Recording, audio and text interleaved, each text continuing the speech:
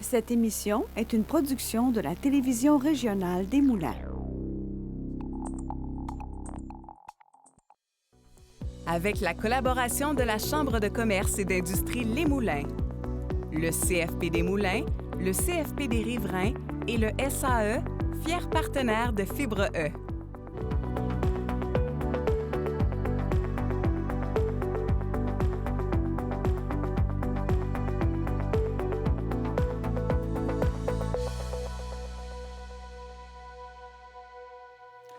Bienvenue à Fibre E.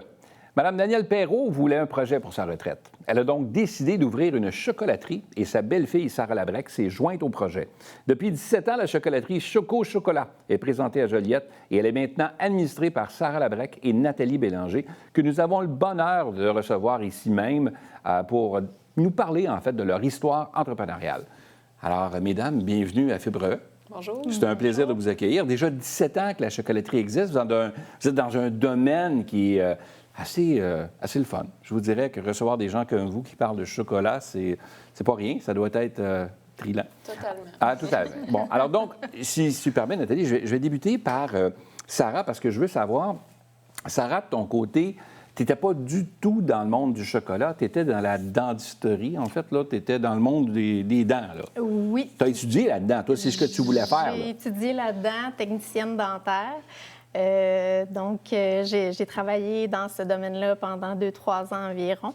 OK. Puis là, ta belle-mère, de son côté, oui. elle parlait de quoi? Elle parlait de dire, j'aimerais ça partir une business, quoi. Comment ça s'est passé, tout ça? Oui, c'est ça. Dans le fond, Danielle était intéressée depuis longtemps d'avoir une petite entreprise. Donc, elle cherchait en fait quelqu'un avec qui démarrer une petite entreprise.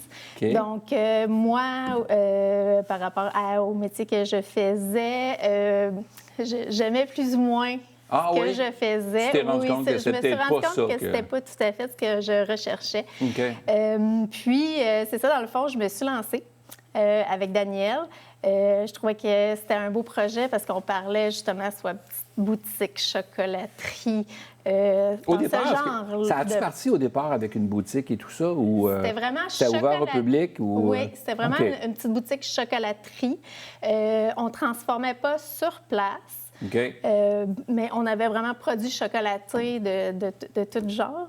Ouais. Puis c'est ça, on vendait, on avait pignon sur rue, puis on vendait du chocolat. Donc, déjà fait dans la région. OK. Donc là, tu es avec elle là-dedans, oui. Vous êtes associés ensemble. Les années passent. Elle, c'était, on le disait en entrée de jeu, un projet de retraite. Oui. Donc, elle, aujourd'hui, elle s'est retirée? Elle s'est retirée. Vient quand même nous aider une fois de temps en temps. Okay. Elle vient faire son petit tour, mais elle s'est retirée. Et là, de ton côté, Nathalie est là. Oui. Et Nathalie, pour toi, il y a un lien entre les deux ou... Oui, dans le fond, ma belle-mère Danielle, c'est la belle-mère aussi de Nathalie. Mon Dieu, c'est une vraie histoire de famille, votre affaire, là. C'est une histoire de famille. C'est bien le fun, ça. Donc, nos deux conjoints sont c'est les fils de la... Oui, des fondatrices. Oui, bon, mais écoute, ça reste pas loin, là. Qu'est-ce qui fait que toi, tu faisais quoi, toi, avant? Moi, j'étais une enseignante au secondaire. Donc, moi aussi, je savais que j'aimais pas, que j'allais pas faire une carrière complète dans l'enseignement. Pourtant, c'est un métier tellement le fun, passionnant, facile. Hein? Oui, mais avec les temps qu'on vit actuellement, ça ne doit pas être évident non plus. On retrouve dans l'entrepreneuriat qu'il n'y a pas dans l'enseignement, mais c'est le contrôle de qu'est-ce qu'on fait. L'enseignement, c'est un système.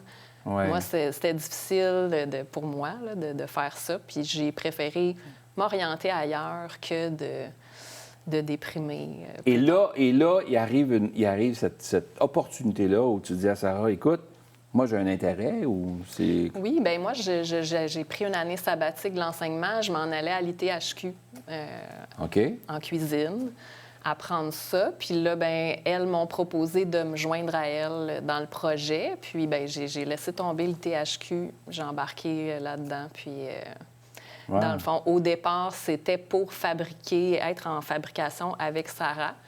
Puis, Danielle, elle, s'occupait de l'administration, des clients, des fournisseurs, tout ça. Puis éventuellement, quand Daniel a pris sa retraite, là, dans le fond, il fallait déterminer qui allait prendre ses tâches. Puis il y avait seulement moi qui était intéressée. Donc,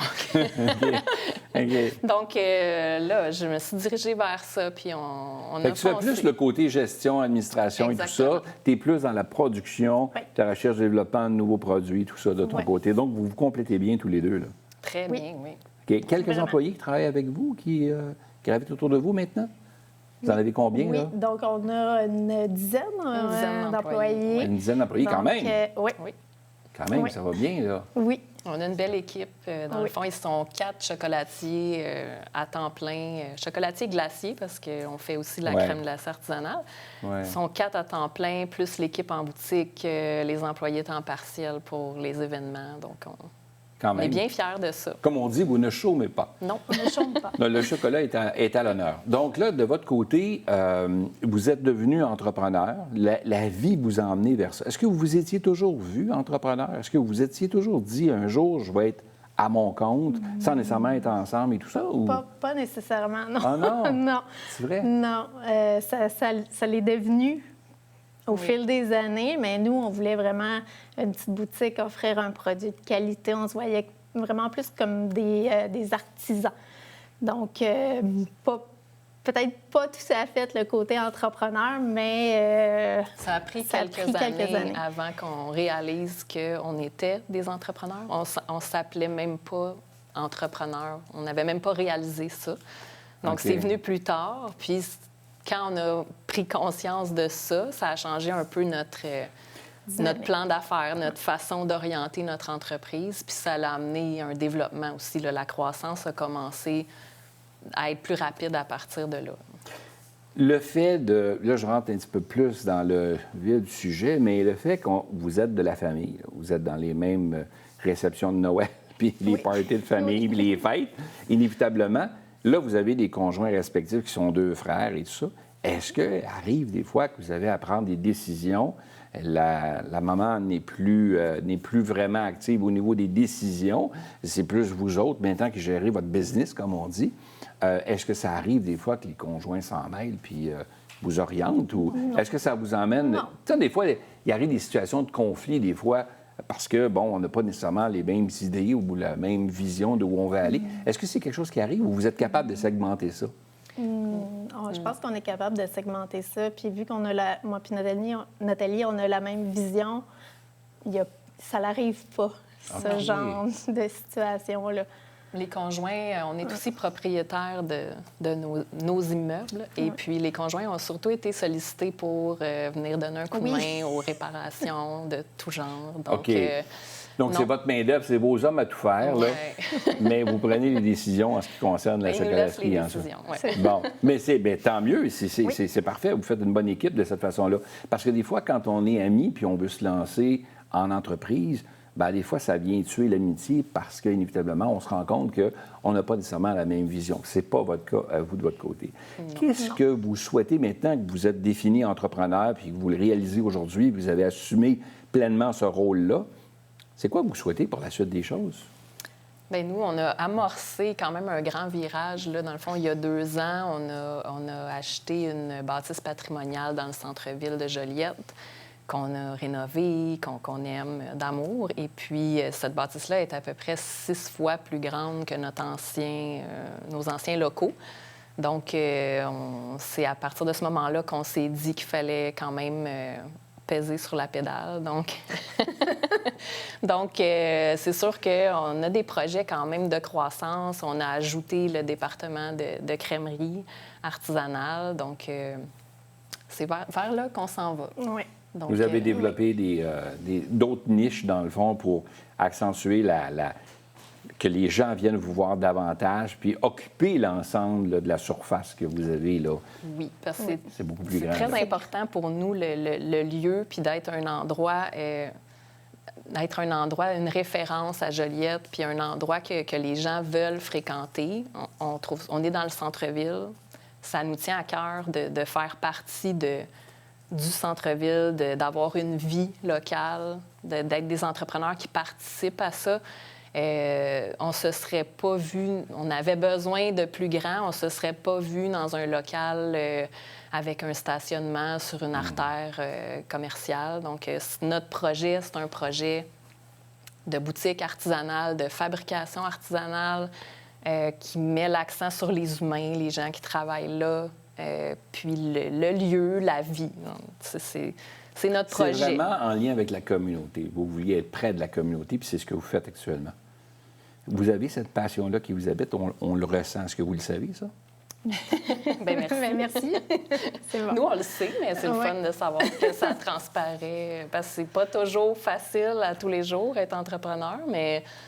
Ouais. Non, mais disons-le, les gens qui nous écoutent à la maison et qui disent « OK, j'aimerais ça, moi, faire le saut, moi aussi, puis me lancer en affaires », est-ce qu'il y a des conseils que vous leur donneriez? Est-ce qu'il y a des chemins différents que vous prendriez aujourd'hui avec l'expérience que vous avez acquise? Je pense que je ferais la même chose. La même route? La même route. On apprend aussi. Des fois, on fait des petites erreurs. On apprend. Des fois, on apprend la dure, mais on apprend. Ouais. Fait que moi, je pense que... De se faire confiance. Oui. D'avoir un projet, de faire confiance à son idée, à son projet. C'est sûr, en prenant les conseils de gens qui peuvent nous aider à développer, mais il y a beaucoup de gens qui vont vous dire « t'as juste à faire ça, tu peux ajouter ça à ton projet. » Mais de se faire confiance, votre modèle, il est bon, puis vous êtes capable de réaliser votre projet. Avez-vous été accompagné pour faire ça? On a eu de l'accompagnement varié, du CJE, évidemment, au début, parce qu'on était jeunes dans ce temps-là. Oui. Bien, vous l'êtes encore quand même, mesdames.